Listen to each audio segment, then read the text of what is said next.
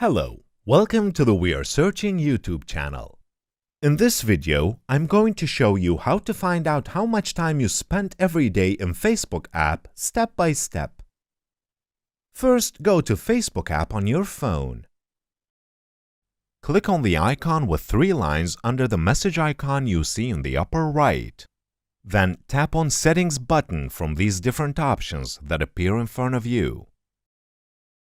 After that, tap on Your Time on Facebook option available under the Preference section. To find out how much time you spend on Facebook, tap on See Time button in the See Your Time section. Here you can see how much time you spend on Facebook in a day or a week. I hope you enjoyed the video. If you want videos like this to come, don't forget to subscribe to our channel, like the video, comment and click the bell for new videos.